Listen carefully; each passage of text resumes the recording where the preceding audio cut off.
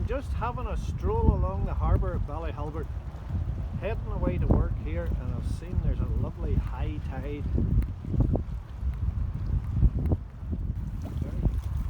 And the water is actually lapping over here. I'm not sure whether it's on its way out or whether it's still not quite full.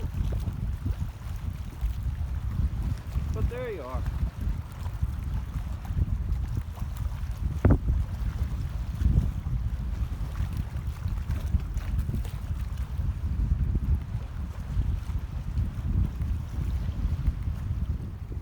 Very nice, and I can hear the stones washing on the back of the wall. Sound I love to hear.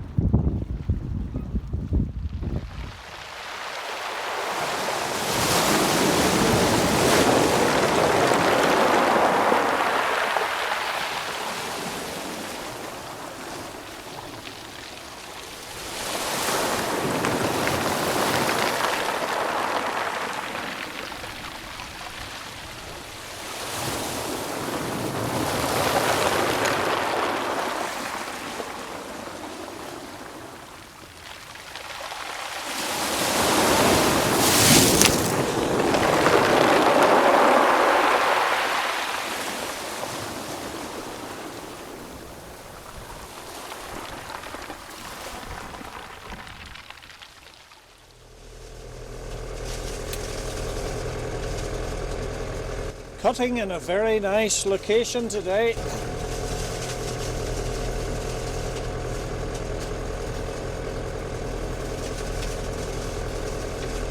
And with a very high tide, as you saw at Ballyhalbert there.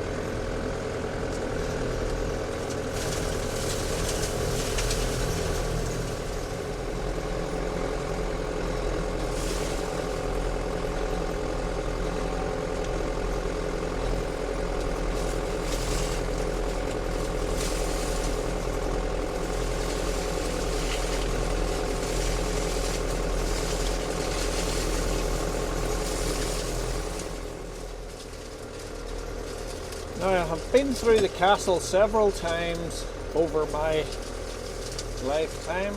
The last time, or not the last time, the previous owner had an old book with all pictures in it on the history of the castle, which was very interesting, and I have forgotten most of it.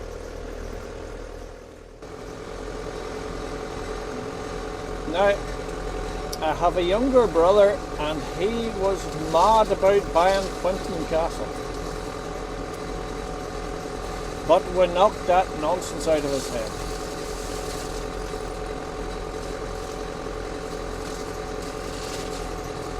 But it is lovely now. Now this is a rock here, and it looks kind of mysterious and grand, almost like what you would expect a mass rock to be. Whether it was or not, I don't know. I think we're too near the main road for it to be secluded.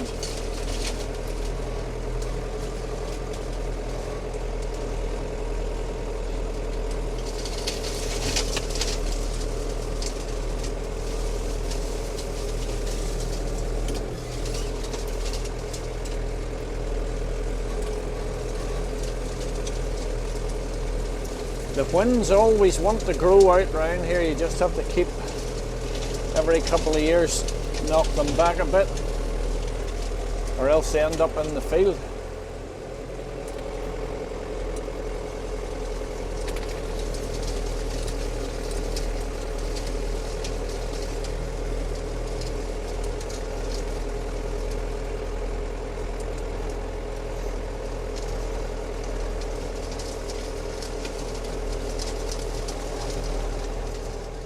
Now, there you are, that's that trimmed back up a bit anyway, just to keep it in check.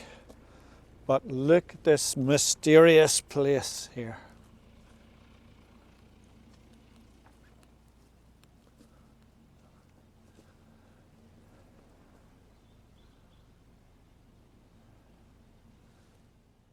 Now, wouldn't it be amazing if you could just turn the clock back to the 1100s when the castle was able to raise, I think it was, that book said 130 horsemen it could call together.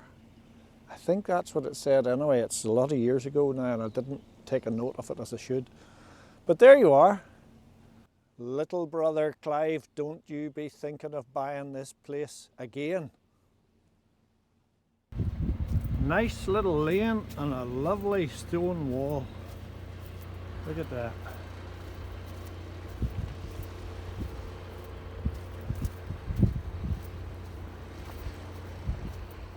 Now, does anyone out there know what this is? I don't know myself, so I'm just wondering. 2 gears down and there was a cross shaft on it there which is rotted off.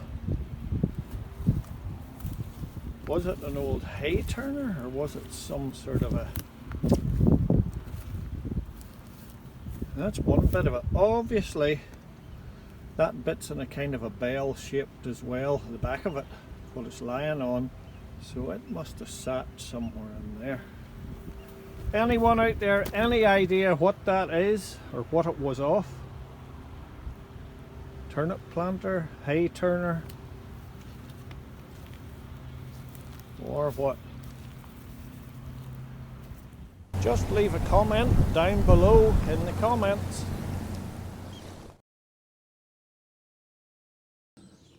Now this week it's been dry so far, but today when we looked out the window the water's lying everywhere. When you get puddles here you know there's been a right bit of rain. And as you walk down the avenue, the farm entrance here, this big rhododendron's out and such a magnificent flower, look at that. And it's half drowned with the rain we got last night. But lovely. The spring's coming. And there's John Joe away with the digger to his next job. So anyway, it's feed up time for the sheep here, and the first 10 to come out are the triplets. Everywhere's wet and miserable today. But the triplets are still looking for their meal. Are you ready for out, girls? There's some very heavy girls. That one on the left there. This is a serious size. She waddles out.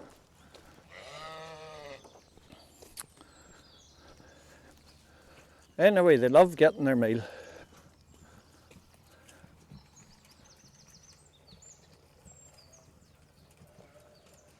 And this is our little girl. She's supposedly having 4. She doesn't look too heavy, so I'm assuming they're small. Well, she's the right size.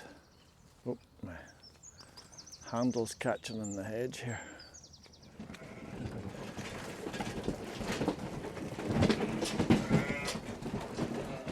So everybody likes to get out for a drop of meal. And all these little ewe lambs here are itching to get out. This is a few of my singles here just. I have them separate because I don't want them getting so much meal. That right, girls? It's coming now. Now this week's Plough On Project story is by Hugo McMullan, and he's going to tell us a bit of the history from his young fella, what tractors he had and what machinery, or some of it anyway, most of it. So here we go. Take it away, Hugo. I'm going to take you on a bit of a journey today on what machinery I can remember over the years from I was a child until now.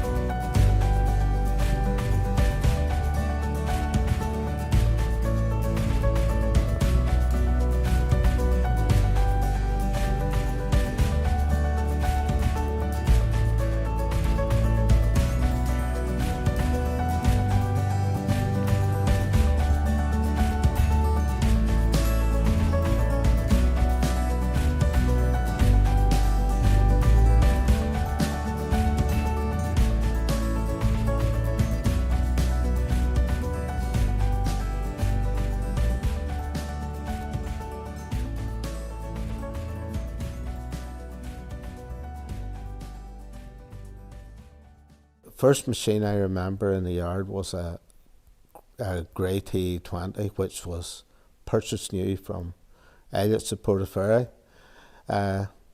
No photographs of that, for I wasn't into photographs at that time. It was probably only 7, 8.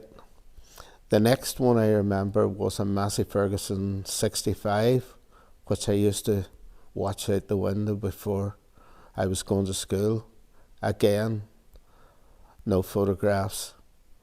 The next one I do remember, the 65, was again traded into Elliott's for a brand new 165 Massey Ferguson, which cost 1,050 at the time. Unbelievable in the prices of machinery today. That was with oversized tires and all on it.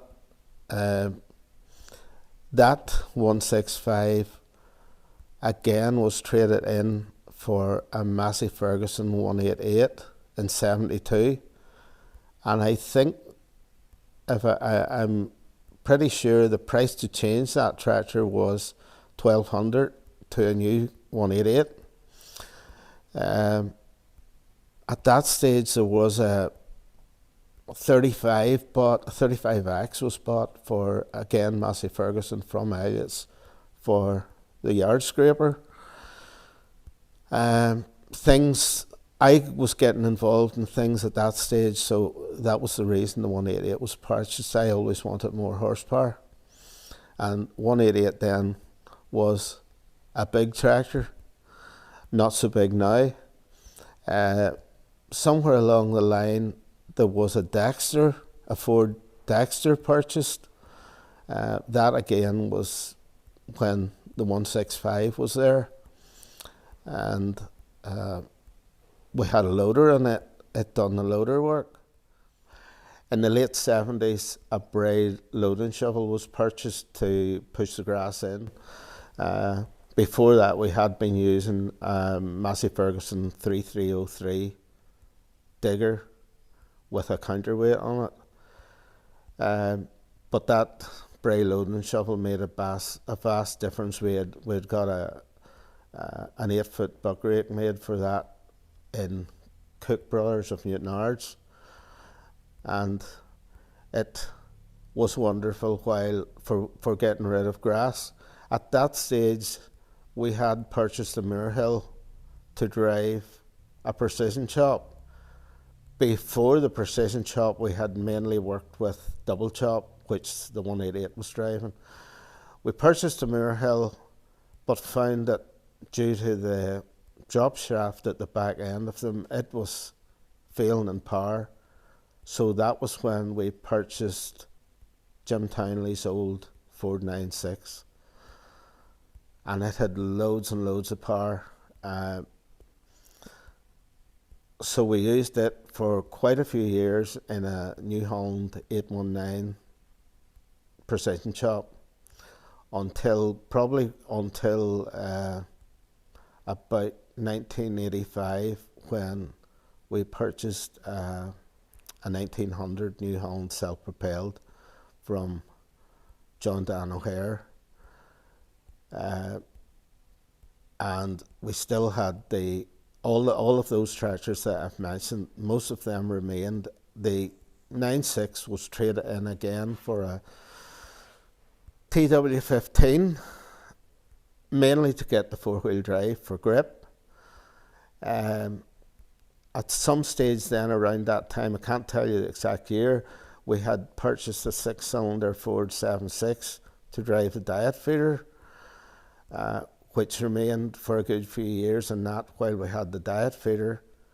And after the diet feeder left, that was traded in for a Ford 8210, which we still have today, four-wheel drive again.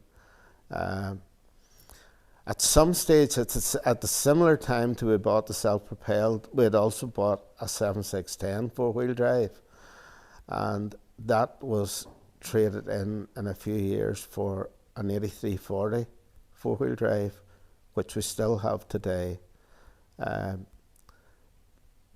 TW15 was traded for a TM 165, which is still with us, and the addition to that was probably about 2018 was a T7235, which is mainly Stuart, my son's tractor.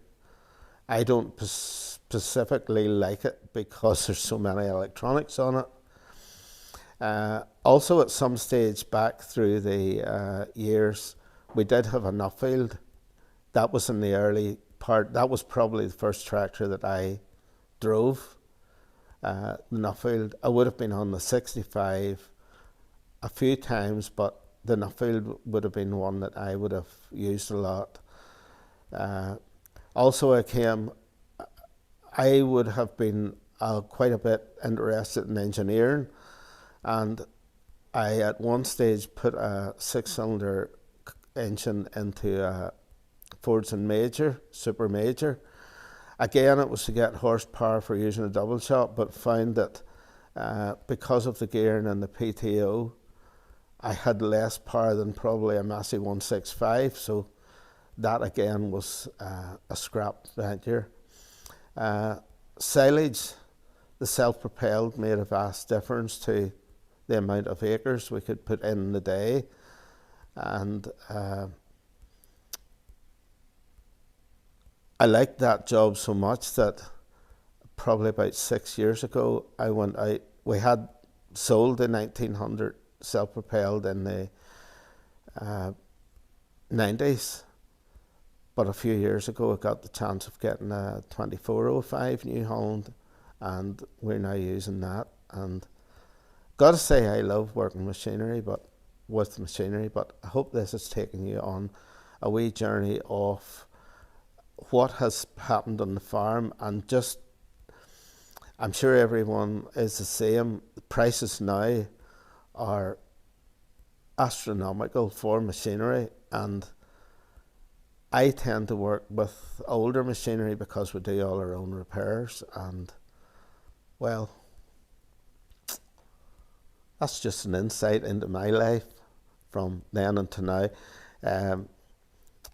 I have also a 135 in the workshop here, a multi-power one that I am doing up for tractor runs that I started over at the beginning of COVID. I started it, and believe it or not, it's still sitting here.